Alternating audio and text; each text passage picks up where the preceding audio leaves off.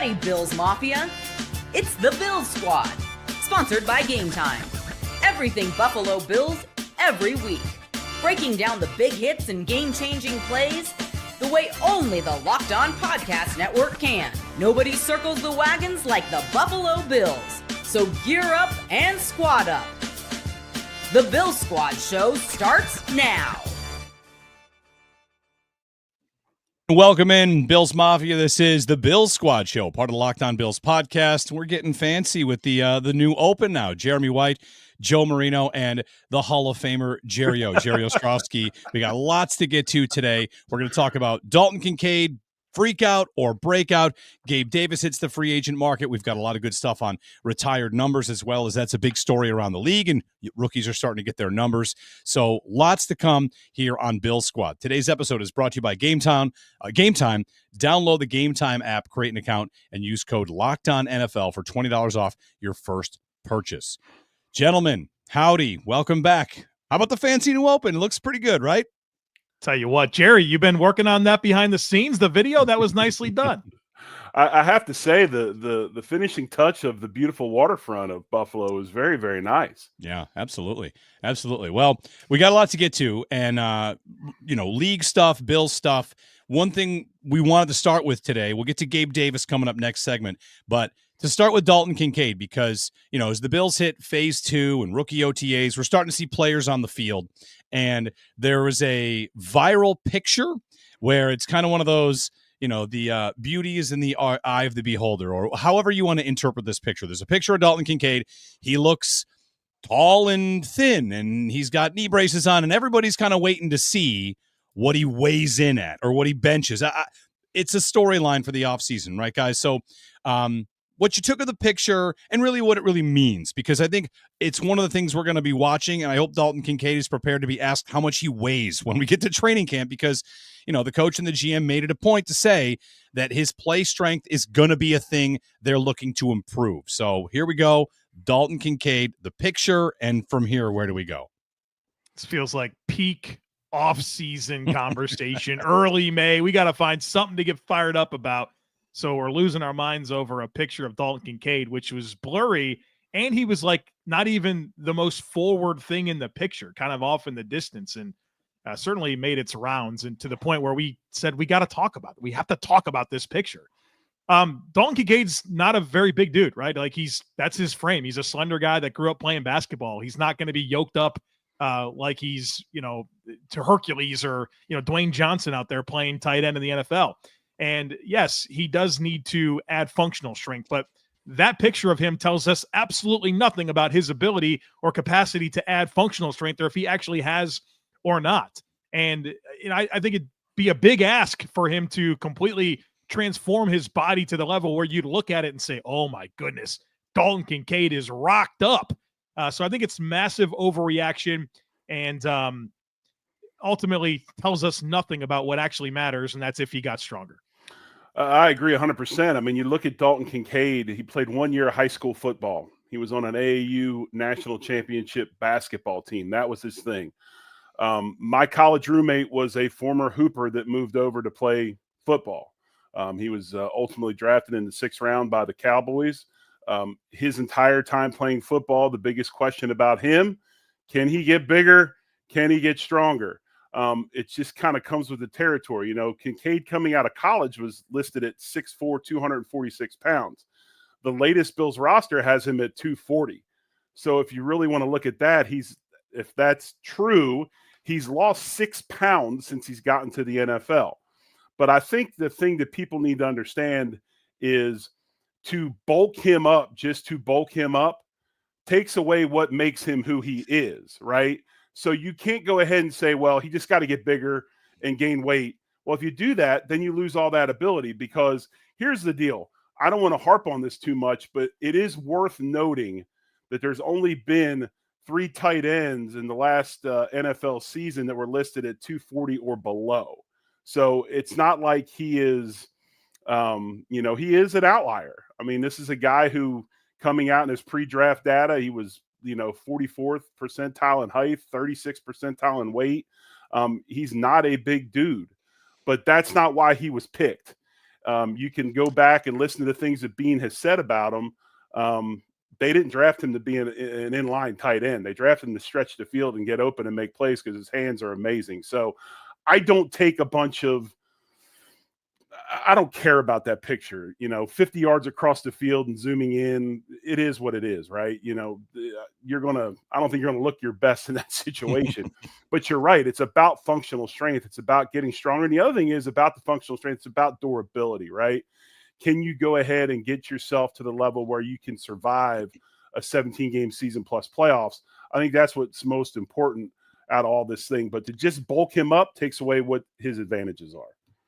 Yeah, one thing I wonder, you guys would know about this, players sometimes get an off-season program, a team says, we want you to gain weight, we want you to lose weight, you're a running back, you need more power. On the offensive line, I'd imagine this happens quite a bit as well, where you're given a game plan. So for Kincaid, what does that really look like? Where, Jerry, what you just said is what I'm thinking. I want him to still be as smooth in the passing game and fluid as he is. So you're not going to, of course, add 50 pounds and all of a sudden make him some sort of inline tight end. So how closely can they tailor it? What can they do to increase what they want without losing what they want to keep? Strength and conditioning right now is through the roof as far as technology and evolution and all those things. The days of just laying down and doing a bunch of bench presses and putting a bar on your back and doing a bunch of squats are over. There's so many different things they can do to get an athlete moving in the weight room while gaining strength. And that's the biggest deal. I think that when you gain size, especially a guy like Kincaid, when you gain size and you're trying to gain mass and all those things, sometimes you tend to lose flexibility and fluidity, right? That is not what you want in Dalton Kincaid. So how do you tailor his workout program to where he's getting that movement throughout his workout program to where he's keeping his flexibility and his movement skills and all those things? There's a ton of stuff you can do. And it's funny because they've, not only have they brought in other things, science-wise, but the inception of the CrossFit stuff and some of that. There's ways you can bring those things into the weight room where you're doing functional strength training within movements. And I think that strength program will do those things. I think that's probably why the move was made this year, that maybe this guy kind of did some digging on his background, heavy science type strength coach, into all those things and probably brings a little bit more of that into the room as opposed to the old school means of just, throwing a bunch of weight around and getting big and strong. Well, I think Jerry hit the nail on the head. The Bills didn't draft Dalton Kincaid because he's big and an inline player and is going to move bodies at the line of scrimmage. Now, there's a level of functional strength that you want him to have to be able to play through contact as a route runner and be physical with the ball in his hands. And I think stylistically, the way that Dalton Kincaid plays the game is actually a very physical way. Like, he wants to take on contact with the ball in his hands. He's very, very competitive. And so I think if he wants to play that style, he's going to benefit from adding functional strength. But that picture wasn't going to tell us that story. And it's interesting, like, you look at these two tight ends that were drafted this year, Colson Loveland and Tyler Warren, both top 15 picks. And Kincaid's a lot more like Loveland, where Warren's the big, burly dude that is going to run through people's face and be the dynamic physical presence on all aspects of the field. Loveland's the route runner, the separator that's going to get open, play on schedule, and win in different ways, more with an athletic profile and smoothness. And so I think you just have to look at him for the type of player that he is and understand what the body type and functional strength is necessary to be that guy. One thing about this, so go ahead, Jerry, if you had something. No, I was going to say, one thing that's interesting to me is coming out of college, his comp was Dennis Pita, the tight end from the Baltimore Ravens, who was 6'4", 245. But real fast, I just want to read this quote. I kind of dug this up this morning looking into some things. Brandon Beane, after the selection, said this: generally, when you're in 12 personnel, one back, two tight ends, if you've got two Ys, inline tight ends, we're going to get base defense. When he's in the game, we're going to get nickel defense. And if we're in 11 personnel, one back, one tight end, as if we're in 11 personnel. So it's just a different style player. He's 6'3", just under 250. He's not a receiver, but he's more of a receiver.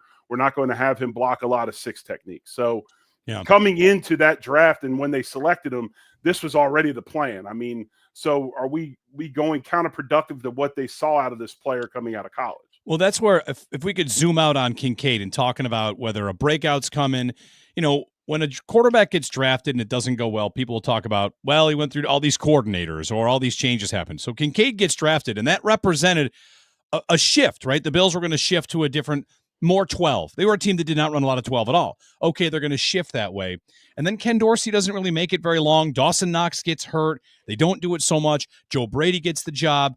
And I think, Joe, in a lot of our conversations on WGR, we get to the offense kind of made it through that and found Joe Brady's version of what it wanted to be. And like, it is complete and in command.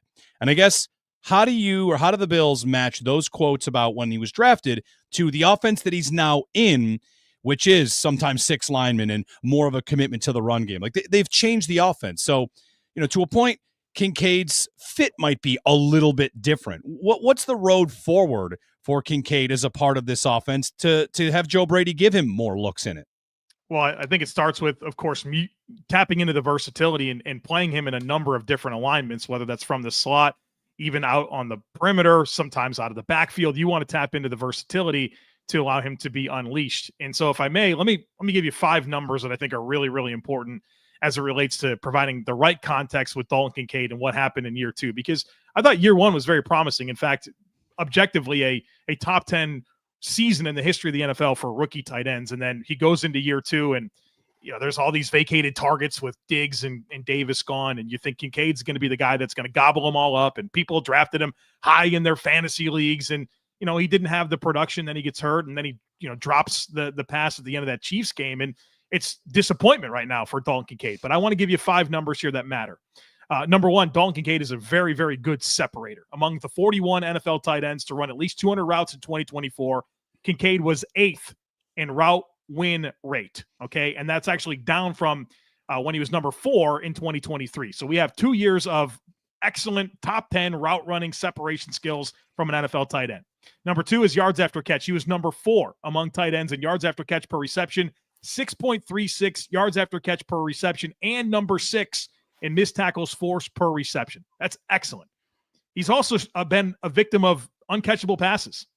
Among the 41 tight ends to run at least 200 routes in 2024, only 69% of Kincaid's targets were catchable, the lowest in the league. And when targeted 10 or more yards down the field, Kincaid's catchable target rate was an embarrassing 37%.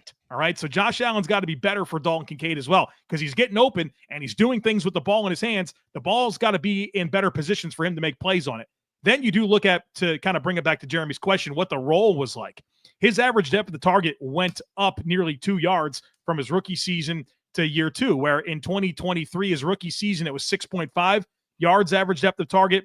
And then in 2024 was 8.3. So you did see more opportunities down the field. And lastly, while the volume of production may feel disappointing, the Bills are prioritizing throwing the ball to Dalton Kincaid. In 2024, he finished the season with the highest rate of targets per route run of any NFL tight end in 2024 that ran at least 200 routes. So there is a path here. There's a desire to get him the football.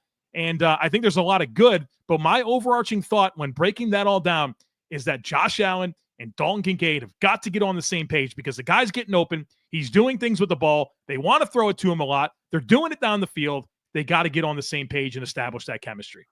And to piggyback on that, I think the biggest asset an NFL player has is their availability. Can they be on the field? Okay. And that's not just the game field, that's the practice field as well. And with Kincaid's issues with the knee and being banged up, I really question how much practice time he got during the week. We don't know because the media is not in there. Okay. You can't film the whole practice, but I would have to think that as far as practice goes, his reps were extremely limited. And now all of a sudden it makes sense when you've got timing issues and throwing issues between Josh Allen and Kincaid.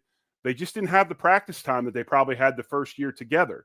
And, I think Kincaid is an awesome tight end in the fact that you can bring him on the field and run no huddle. And you've got ample personnel groups you can run with a tight end. He can go out in the slot. He can do all those different things. So you can kind of dictate what a defense is going to bring in personnel-wise by having Kincaid on the field, because you can do multiple things. And running no huddle keeps them from changing personnel. But, going back to what I said at first, availability is a big deal. And I think his biggest issue this year was the injuries. I mean, the PCL injury is no joke. I mean, that's a big deal. That's a big thing. And, young player hurt, just like we talked about with Keon Coleman, trying to figure out how to get through a season. It's not an easy thing. I've done it, and it's hard to do. And it takes a lot of mental fortitude to get it done. He's now done it for a year. I say he comes back healthier this year. As long as he stays healthy, I think we'll see better production out of him. He's had big comparisons. Brandon Beane, when talking about his pass catchers, he recently spoke about the Patriots with Rob Gronkowski and the Patriots the Chiefs with Travis Kelce. So I guess as we ask about a breakout, should Bills fans be hoping for that, to see him become one of the best and most prolific tight ends in the league? Or is the bigger picture really what we're shooting for here, which is, listen, as long as the offense is great, as he fits into it, as he makes his contributions, that's a job well done. I mean, he has 4 touchdowns in 2 seasons, and you probably just would have expected a little bit more in that department in production. Is it a zoom out? Is it a zoom in on him? Where is the ceiling? Can he become a guy that the offense really funnels through on the level with what Beane was making a comparison there for? Maybe not Gronk and Kelce, but you know what I mean, where he's the primary piece in some of these wins and some of these offensive game plans. I think really highly of the skill set. The receiving skill set's really, really good. I think he is an excellent route runner with excellent hands, with excellent ball skills, and very good after the catch. And so I'm excited about how that fits into the offense. I think the challenging thing, as we really apply this to all the Bills pass catchers, is validating how good they are with production metrics that typically tell you how good a player is. I just don't know that there's going to be enough volume to any one target for us to say, oh my goodness, this guy had 90 catches and 1,100 yards and 8 touchdowns, because I think they philosophically went into everybody eats. And, Kincaid might only catch 60 passes for 700 yards and 4 touchdowns. And that might not tell the story, because we'll know through watching the games that, yeah, that skill set mattered. When Josh needed a completion, he can go to Dalton. He caught the football. He made the most of his opportunities. And so I think we have to be willing to embrace that style of conversation as opposed to the typical, oh, he had all these numbers. Joe, I'm going to ask you this question because I don't think anybody studies Josh Allen week in and week out like you do. And this is a question I had and I was interested in. When you look at some of these receivers and you look at Shakir, who has a ton of success with Josh, and I would expect Elijah Moore to have the same kind of success. Guys that maybe have a really good ability to find that open spot with chaos. How much does a guy like Josh Allen sometimes maybe hurt receivers that are more timing type dudes? Because it would seem to me anyway that he does throw a little off schedule, or more off schedule than other quarterbacks. And does that hurt a guy like Kincaid that maybe is more of your classic route runner, as opposed to then trying to find an opening because your quarterback's scrambling all over the place? Is there a correlation between those two things?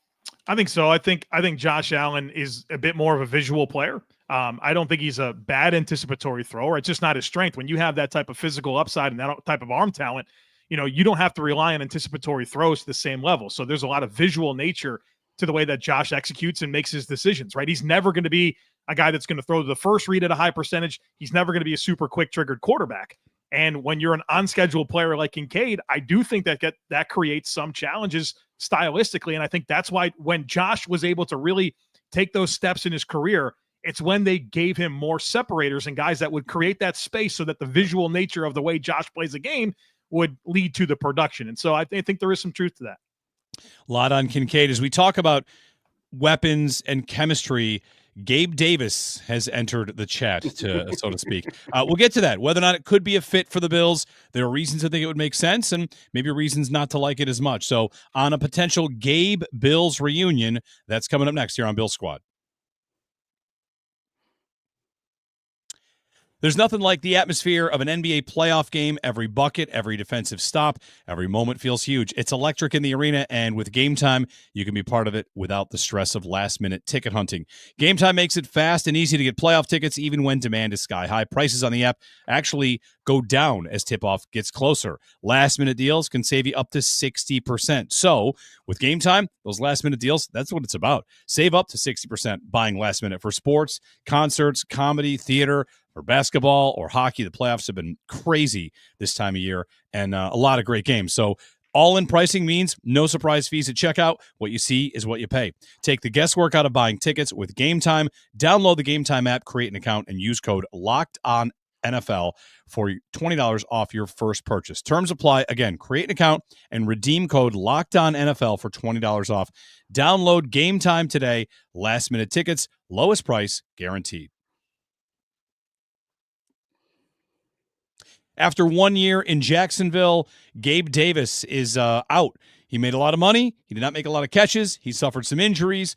Bills fans discussing the idea of a Gabe reunion because a lot of things are true. One, the Bills love their reunions, right? They bring back players they trust. Davis was a model for that. They loved him, but didn't want to pay him that money. The receiver conversation, it's always kind of there. So, we could go through the pros and cons. Thumbs up, thumbs down. What do you guys think? There's a lot to get into, but could a Gabe Davis reunion happen, and would you support it? I would just like to preface this by saying this conversation we're having now, I would not be shocked if it gets blown up tomorrow morning and we read in the paper that we've re-signed Gabe Davis to the Buffalo Bills. So I will start this conversation by that. But I think that when you look at Gabe Davis, obviously you got a tremendous worker. You got a tremendous, solid locker room guy, leader on and off the field, former captain, blocks in the running game exceptionally well. But all the things other things you want out of a receiver, he's extremely limited. And I give you this, and this, you look at this wide receiver room now as to where it was when Gabe Davis was here. It's extremely different, right? Diggs is gone. Shakir's your number one option. You signed Josh Palmer, Elijah Moore. You've got guys coming in left. This, to me, my thing is, where does Gabe Davis fit in this room? If you were to bring him back, then you're saying that I'm going to keep 6 wide receivers as opposed to 5, because who do you get rid of to bring Gabe Davis in? Who is he better than? The other area that I have concern with is if you bring Davis in, are you then stunning the development of your 2024 second-round pick, Keon Coleman? I think Keon Coleman was drafted as a much better, higher ceiling version of what we wanted Gabe Davis to be, right? So we've got a better version of Gabe Davis and a guy that, for all intents and purposes, if he develops the way we think he can, will be a very prolific receiver in the NFL. Why do we want to bring somebody back that we didn't want the first time that then goes ahead and takes reps away from the guy that you're trying to develop into that player? That you replace, it doesn't make sense to me. I can understand Bills Mafia loves their own, and they love guys like Gabe that, just like they fell in love with Mac Hollins. But this fit, to me, just does not match because of the limitations he has athletically. And let's face facts. He's a 2-route receiver. We just picked a guy in the 7th round that's a 2-route receiver that has a lot of the same similarities as Gabe Davis, who's much, much cheaper. So to me, he does not fit back in this room. I personally would not want to see that re-signing. But again, as I said to begin this piece, if it happens tomorrow morning, I would not be shocked. Yeah, I'm sort of preparing myself for this to happen just because of the way the team has talked about him. And, it's going to be an offset contract, so he's not going to come in and really get much money because he's going to get that money as $11.5 million or something for Jacksonville. So he can come in for a minimum type deal and still get the bag he was expecting to get this year. Man, there's so much to say about this. I was listening to Tony Wiggins of Locked On Jaguars. I had to figure out or listen to him and see what the thought was from the Jacksonville side of things. And he said 2 things that really stood out to me. He said, first, I was excited. He said, I admit I was excited when the Bills or the Jaguars signed Gabe Davis because he was a guy that, in watching him with the Bills, thought he made some plays in the middle of the field and down the field that would help the offense. And then he said, I got to training camp and I watched Gabe Davis and boy, I didn't realize that he wasn't that explosive, right? There's just not a lot of juice to the skill set. And then it felt like for 2 years, everyone was just saying, oh, it's the ankle. It's the ankle. It's the ankle. No, dude, the guy's not really that explosive. He just isn't, right? He's a limited route runner. Like Jerry said, 2-route guy. And that's what's complicating for me with Gabe. There's a likable player within Gabe Davis. He can make some plays down the field with size and ball skills. He will block. I'm sure he's an A+ dude in the locker room. But you can't have that as your number 2 receiver. And that was always my exception with Gabe Davis. It's not that he isn't useful. He just can't be your 2. And can he be a 4? Can he play special teams? I think those are the types of questions you have to ask about Gabe Davis. But more than anything, and I think there's been some Bills reunions that make a lot of sense to me. Even Dane Jackson, okay, he comes in, he's experienced in the system. At worst case, he's a decent depth player. You can live with it. This is a different feel to me where you're kind of going backwards, and I don't think you want to, based on how this offense evolved, based on how Josh Allen evolved without both Gabe Davis and Stephon Diggs. There's no more, Gabe coming out of the Kansas City playoff game with all the historic numbers and like, oh yeah, this is going to be a dude. Like that was a detriment to the team for 2 years trying to validate that performance as a guy that's a legit number 2. And so this feels like a reunion that I don't think would be helpful or wouldn't make as much sense to me because I don't want to go back to that place. Let me give you guys a little exercise here. It's true or false, and we'll go on this because, like you said, like there are reasons they might want to do it. So, true or false? This time last year, this might have made more sense. True. Yeah, I think true. So. Very true. Right. Very true. Josh Palmer and Elijah Moore are more established and I think better ideas. Last year, it's Mac Hollins and MVS. And in that case, I might have a spot for Gabe. True or false? Keon Coleman might benefit from Gabe if he were to come in for a training camp. He might not make the 53. Who knows? It's Gabe has a say here.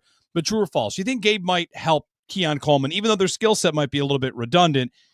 Maybe Coleman could use a guiding light like that. I say false. Keon Coleman will develop because of Keon Coleman. I don't think that Gabe Davis or somebody like that would be the reason he develops. I mean, yes, it's nice to have veteran presence in that room to help younger guys, but I think there's enough veteran presence in that room right now to help him along. So, no, I think that's false.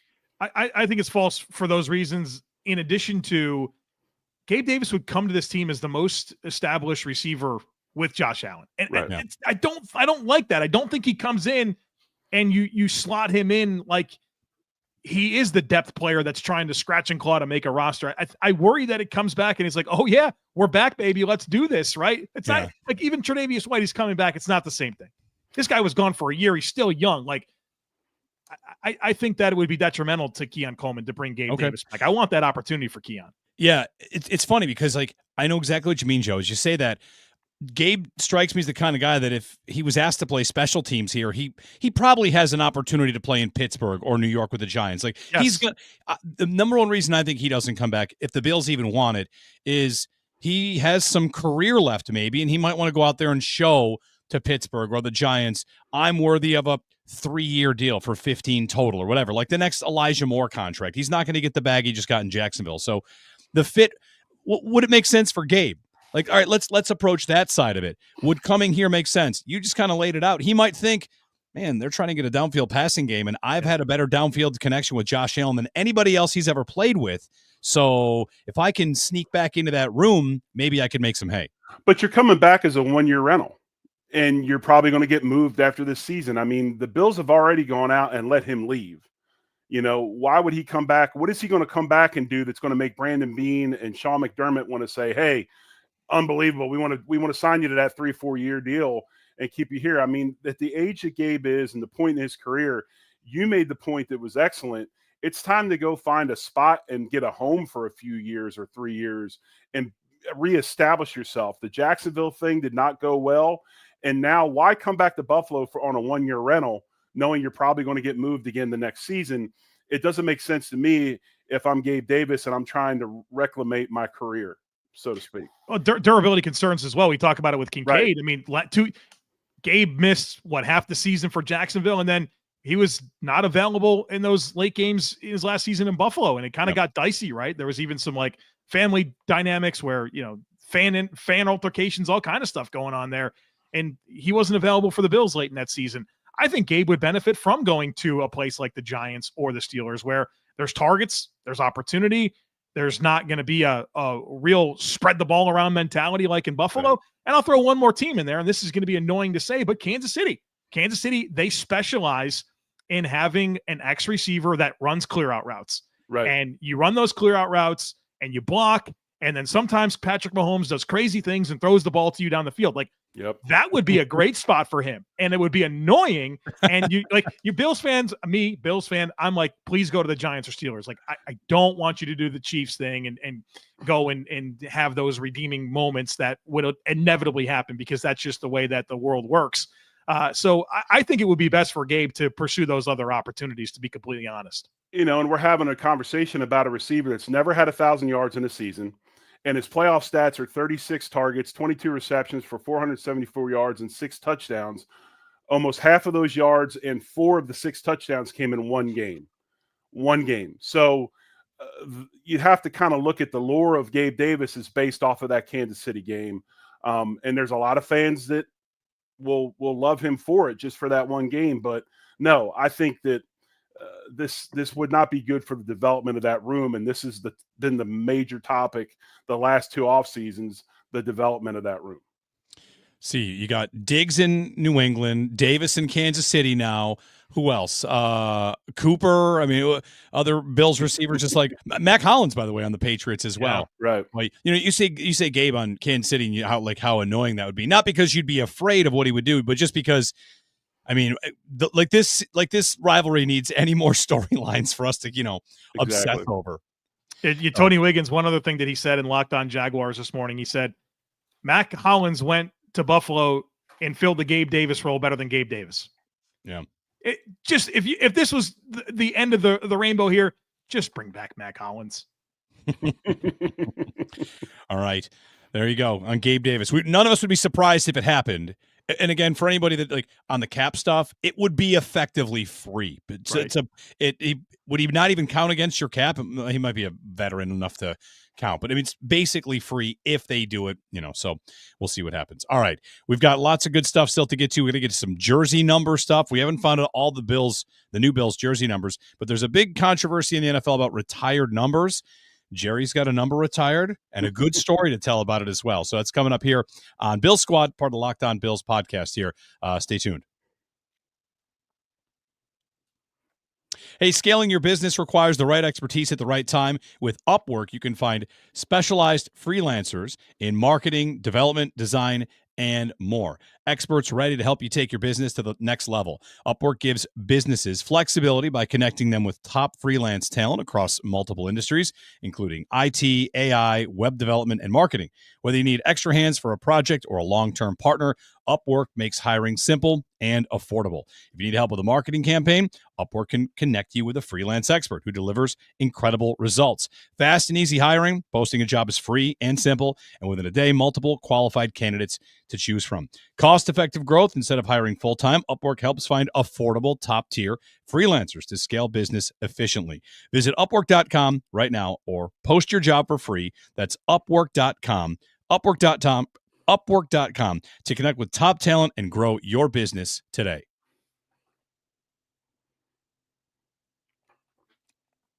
So in the NFL, we have numbers. It is number season because all these rookies are coming in. You got to find spots for them to wear the numbers. And in some cases, teams are running out of numbers. We saw Abdul Carter ask for 56. Lawrence Taylor said no. Abdul Carter asked the Giants for 11. Phil Simms said yes, but his family said no. And, we're kind of getting into this stuff. The Bills don't have that many retired numbers, so it's not an issue. Some teams have rings of honor, like the Falcons, who just gave away number 11 for Julio Jones. So, gentlemen, as we look at this yearly ritual, how sacred is a number? Jerry, how sacred is a retired number for a player? Retired numbers are very sacred. I would almost be embarrassed to ask LT if I could wear 56. We're not talking about one of the greats. We're talking about arguably the greatest to play that position. So, I've always been a big proponent of making your number your own. I wouldn't have chosen 60 when I played, but like I said, it was given to me. I made it my own. At the University of Tulsa, where I played, I wore number 55. My number was retired about, I want to say 6-7 years ago. And my youngest son, Owen, signed a scholarship to play at the University of Tulsa as a defensive end. So we're in the living room one day, and he asked me, he said, "Dad, can I wear 55?" And I said, "Most definitely not." And he goes, "Why?" I said, you need to show that you've earned the right to wear that number before I allow you to wear it. I said, now over these next 4 years, if you earn that right, I'll let you wear it. So going into his senior year last year, I sat him down. I said, all right. I said, you've earned the right to wear it. So if you want to still wear 55, you can wear it. And he did. He wore 55. They brought it out of retirement just for him. Obviously kind of a special situation. My son in the family was really, really cool to go to games wearing my jersey, but my jersey was his jersey. Right. And, if you ask him, and he'll even say, he goes, I had to show that I proved that I could wear it. And I earn that right. And, he wanted to honor me and the family, and it was really, really cool. But no, I think that numbers are wild, man. It's a sacred thing. And to just come out and demand or ask to wear a 56 or an 11, that to me is just blasphemy. Jared, did you ever prepare yourself for the idea that he would ask you that? Were you blindsided and like off the spot, you're like, no, dude, you got to earn it. How'd you get to that answer? You already have the last name. Like you have the number too. One of the things that I've always been really, really staunch about with my two sons is being honest. Honesty is always the best thing. It's like, I've had some really hard conversations about football with my kids just because I felt the need to be honest with them. So no, I mean, I was expecting it at some point. Didn't know if I'd get it that early, but the cool part about it is my son is real big into lineage and history. So when I told him he couldn't wear mine, he did some digging, and one of the great Tulsa football alums was Dennis Byrd, the defensive end for the New York Jets. And when Dennis was in Tulsa, when he played at Tulsa, he came in as a walk-on safety and left as a second-round draft choice defensive end with the New York Jets. And everybody knows Dennis's story and everything that happened. Dennis wore 48 at Tulsa. So my son decided to wear 48 to honor Dennis because he had met Dennis when he was really, really young. And it was funny. The head coach asked him, he said, you want to wear 55, right? And Owen said, no, my dad said I can't wear it. I want to wear 48. And the coach like, why the hell do you want to wear 48? He goes, because that's what Dennis Byrd wore when he was here. And he was like floored. He was like, that's so awesome. So when he was a senior and wanted to wear mine, coach was like, hell, man, I'd still wear 48. That's much cooler than wearing his number. So no, numbers are important to a lot of people. And it definitely was with my son as well. By the way, the Giants have plenty of numbers that Abdul Carter can pick. Right. They're not running out of numbers. There's plenty. He's just going to have to pick one that's not Phil Simms or Lawrence Taylor. I agree with you, Jerry. Like, go make your own path with the Giants. And there's plenty. There's numbers in the 50s. There's numbers in the 90s. We're seeing what Jalen Walker's 11. And who's the other guy? Pierce is like 27. 27? I think James Pierce is defensive end. Yeah, 27. I still haven't wrapped my mind around fat guys wearing single numbers. I just can't. There's just something about a fat guy wearing an 8, and that 8 is stretched about 3 feet across his back. It just doesn't look right to me. The fat guy should have to wear double numbers, not single numbers, but that's what we do now. Deion Walker in Kentucky wearing 0. Yes. 350 pounds, 6'7". Yes. It looked like a hula hoop on his back. I was going to say, it looks like it's a horse track, He's got a horse track on. It was a hula hoop. But no, I agree, man. And that's why I think we talked about it last show. I think the Christian Benford story is so cool. I mean, what more of just a nasty, like, damn, I got 47. That's like the guy that, the coach gave him the last 2 numbers of choices, right? And he makes 47 his own, and now it's his calling card. I think that's awesome. How about Bills fans start to prepare yourself for this year because Terrell Bernard has changed to number 8. I mean, he's not a fat guy, but Joe, I know you're always good for a number conversation. And Jerry, some receivers like to say that this number feels faster. I feel faster when I wear this number. So Terrell Bernard in a number 8, when he flashes and makes plays, will that look splashier than the 43 he was wearing or whatever?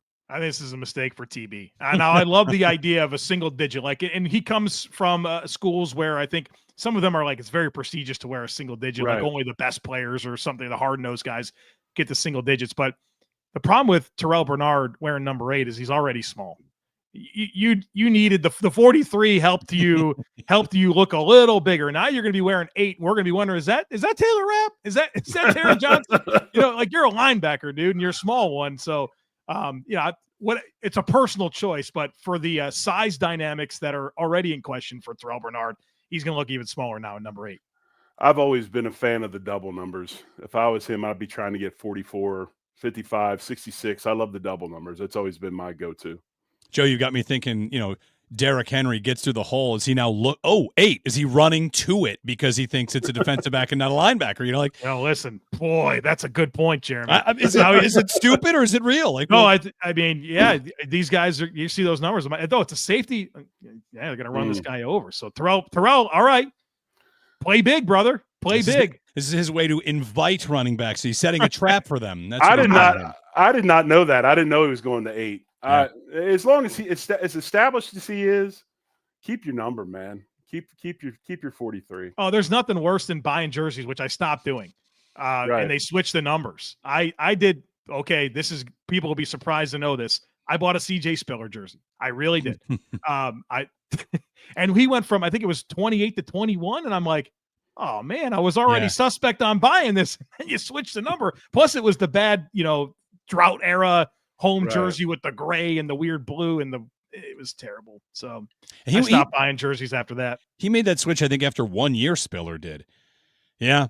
He had that. Got it as a rookie. Yeah. Yeah. He had that one really exciting year with Chan Gailey. One more thing on numbers. So, this retired number conversation we're having. And I mean, Josh Allen, they're going to retire 17, right? The Bills have their Wall of Fame, but they don't retire a lot of numbers. It's Bruce and Andre. Sorry, no, not Andre. It's Bruce, Thurman, and Jim. 3 retired numbers, but a lot of Wall of Fame kind of numbers. That's a different kind of honor. Allen, that's going to the retired status. Who's the next most likely to get it? It's got to be Dre. If you're in the Hall of Fame, man, I mean, that's especially when he went in as quickly as he went in. Guys in the Hall of Fame deserve their numbers, retired. I mean, hell, retired Joe DeLamalore too. I mean, he's in the Hall of Fame as well.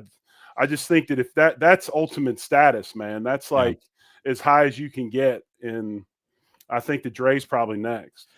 To that point, others have worn it, right? Lee Evans wore it for a while, and I feel like some tight ends have worn the 83. Like, sometimes teams will give it out, and then later on it gets retired, and that player ultimately gets honored. There's no one on the roster right now wearing a number 83, so they could announce that this year. If we're looking at the team right now, let me give you a couple names, and let me know what you think. How much longer does Deion Dawkins have to play to get it for the Bills? I mean, he's been there for a long time, and tackles can play for a long time.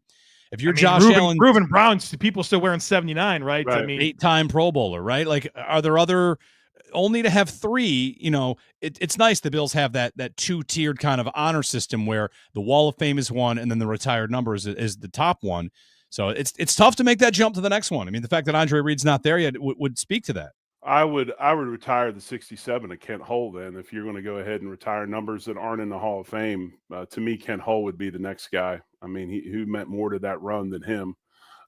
So, yeah, I mean, Kent would be a wonderful choice, the 67. But I think retired numbers in the NFL, that kind of goes hand in hand with, I think, Hall of Fame inductions, to be honest with you. That's my opinion.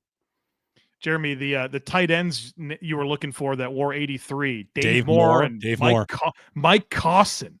So Dave Moore, that's it. Andre Reed, since Andre Reed, Dave Moore, Lee Evans, and Mike Cosson. So there's some names. Dave Moore is my era. Yeah. Former tight end of the Tampa Bay Bucks. I was going to say, came over in free agency from Tampa. I don't remember Mike Cosson at all. And when's he? What year? He wound up marrying like a country music singer, if I'm not mistaken. Jenna Kramer. I got a little dicey there. But here's a fun fact on Dave Moore. 4 touchdowns in 2 seasons. That's the same amount as Dalton Kincaid, right? So there you go. There you go. Well, hopefully we're seeing Kincaid's numbers on the uptick. We'll get a break in. We got to get to rookie camp starts for the Bills. Their first taste of practice at One Bills Drive. They get a chance to all kind of get together, start to know each other. We'll revisit the rookie class. We learned something about second-round pick TJ Sanders. Brandon Beane said something about just how much they liked him that we can run by you two guys and see what you think about their second-round pick. So plenty coming up. We'll finish things up and chat with you about the rookie class ahead of rookie camp. It's coming up here on Bill Squad.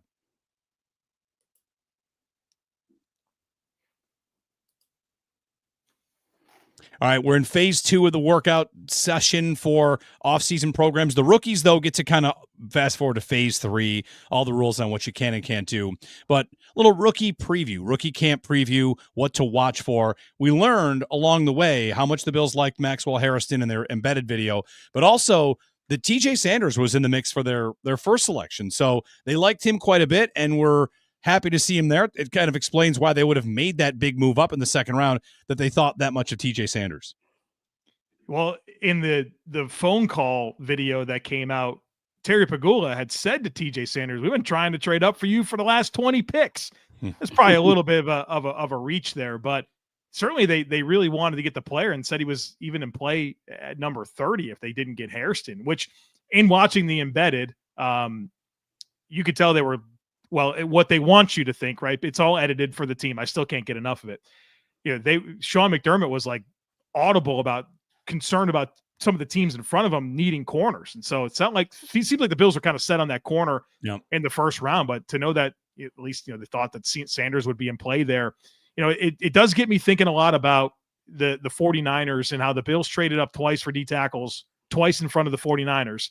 And the Niners also took D tackles with the picks that the Bills jumped them for. So, for some people that thought, well, they kind of wait until 56 to get TJ Sanders, I'm less and less inclined to believe that. And they certainly thought he was a plus value on their board if they were really trying to trade up for that long and thought he was in play for pick 30. No, definitely. I think that Bean does his homework as well as anybody when it comes to that stuff. They move up a couple spots in front of the Cowboys when they did get Kincaid. He's willing to make sure that he gets the guys that he wants, especially early. Obviously, not many moves later in the draft, but early he'll do that. I think that TJ Sanders obviously fits that mold of what they want, but you get a chance to get a guy like Hairston that immediately increases the athletic ability in your defensive secondary, and a guy like Sanders that does the exact same thing up front. 2 big-time home run picks for Bean and the Bills. Yeah, they make those moves. The Hairston point, like how much they valued corner. I think, Joe, as you say, like, fans love that stuff, the behind-the-scenes stuff. I want to see my coach fired up, like so eager to get this player, even if we all kind of know we don't know who's going to be good or not. It's nice to see your organization believe in a player like that. And, down the board they go, they make all their picks. I think it's also great to see and gives Bills fans a sense of pride how the players are so moved to be selected. And, as a player, I'd imagine that you'd want to go anywhere. You're happy no matter what. But fits probably matter to you. Like, oh man, I really liked the people there. I really liked the coach. I really connected with this guy. And I think the Bills, speaks to their culture, speaks to a lot of things about what they do, that these players look so genuinely moved to be, the next few years of your life are going to be a part of that operation. And I imagine that's a really special feeling. Definitely. I think the thing about Hairston that I really like too is you watched him in the draft room. He congratulated every pick that went before him. He was genuinely happy to be there. Didn't care if it was 30 or 13. He was just happy to be in the green room, get picked, congratulate all those guys. I want to ask you two, when's the last time we had a true blue, like highly competitive?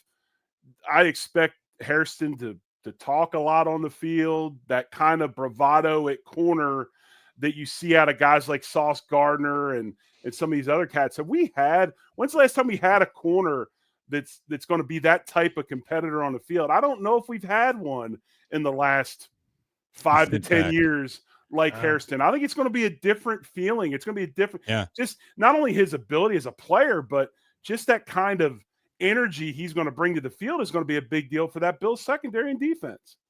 Like even Stephon Gilmore was like super buttoned up, Stoic. Right. Yeah.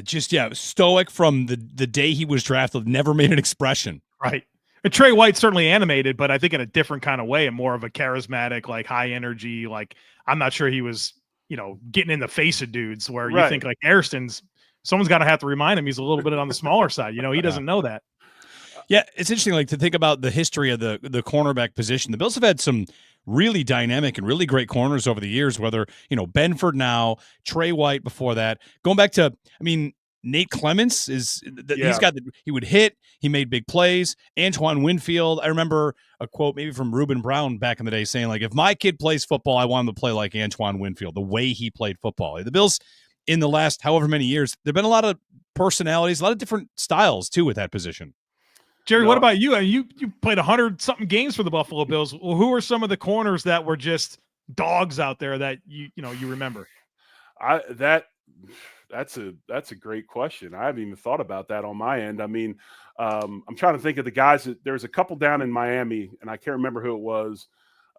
There's a few down there that yapped. I mean, there were some guys, but nobody that I can think of in the realm of some of what we see today as far as just the confidence and the competition and those types of things.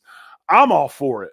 I felt, and that's one of the things that I'm excited about with this youth movement on defense. I felt that we've kind of lacked that kind of energy. I mean, defense, it's like baseball. Everybody hits, right?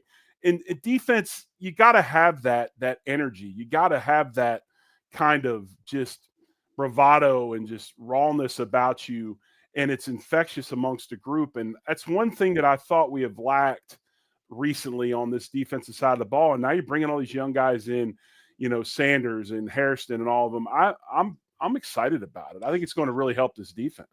Jerry, you were in Buffalo when Antoine Winfield was a first-round pick. Like, what do you remember about him stepping in? And I'm sure that's a big transition. I know he played at Ohio State, but coming into the NFL, learning the position, did you see an evolution for him? Like the confidence start to go? Did he come in super humble? What do you remember about that? No, I'll go all the way back to Nate Odoms. I mean, you got Nate Odoms, and then you brought up Nate Clements, and then you bring up Winfield. These are dudes that were incredibly confident in what they did. And I think the thing about the great corners is they might be scared or they might have some concerns, but they damn sure aren't going to let anybody see it. And, Winfield was one of those guys. Nate was one of those guys. They just competed at a high level. They didn't. Thomas Smith was that way. They didn't let anything bother him. And I think the biggest thing for a corner, and this is going to be what's interesting about Hairston, is a lot of times corners will establish themselves not just in coverage. They'll get some shots on people, and they'll show these receivers that they got to respect them, not only just in coverage ability, but how they're going to come up and hit you and stick you. And that'll be something that's interesting to see with Hairston, because he's not known as that hammer type guy outside as far as tackling. But I mean, you establish yourself, and even if you do get beat, it's kind of like a pitcher coming up from the minors into the major leagues. It's like what Crash Davis said to Nuke, right? What's my movie that I'm thinking of? I can't remember. Anyway, you're going to get hammered your first month in major leagues, but you just keep doing what you're doing and don't let them see that you're bothered by it. Is it Bull Durham, that movie? Yes, it is Bull Durham. It is Bull Durham. Well, I like this conversation about corners because, while it's rookie minicamp, some people might say oh, what can you really see from practice? And I'm thinking back to training camps gone by. Jerry, you hit a guy, you send a message. Last year, one of my takeaways from training camp was there are no easy reps against Jamarcus Ingram. No. That guy, he just plays, he hits. I'm watching on the side, they're doing one-on-ones, and these guys are not backing down. And to the point about you want the defense to play with a swagger, even though Sean McDermott presents himself as the buttoned-up, clap, clap, clap guy, I think one thing that McDermott really does like is when guys do show that stuff. And you'll hear players a lot review playing for the Bills. They let you be yourself. And I think back to the famous clip, Allen got a taunting penalty. McDermott goes over to see him and talks to him and says, I love that energy. I love that. You can't do it again because you got a penalty. So people sometimes think the coaches don't want that. I do think McDermott is one that is going to be very excited to see his defense play with that kind of swagger you're talking about. No, definitely. But the thing is, by the time you get to the NFL, you're not going to change who you are, right? So if you want that kind of energy, you have to draft those types of players. You got to bring them in. And I think that we haven't had maybe some of those guys in recent years, and now we do. But no, you're 100% correct. I mean, coaches do like that. They want to see that. They want to see that competition. And it's not just in games. It's in your practices. And that's to me, that's the best thing that's come out of this draft on the defensive side of the ball. There is competition everywhere. And that defense will be better just because of that every day when you walk on the field at St. John Fisher, you better strap up. You better know what you're doing off of install that day. And you better be willing to go out there and stick your face in there, because there's guys out there that are going to do it, because the competition and the ability of the players on that side of the ball has increased since the draft. I had something I was going to mention. Oh, I know what it was. One thing to watch for, whatever. The media isn't always allowed to see so much of rookie camp, but I want to get your guys' thoughts on Hairston, because a thing that I'm going to go to camp watching and thinking about is, last time they drafted a corner early, it was Kaiir Elam, and that did not work out well.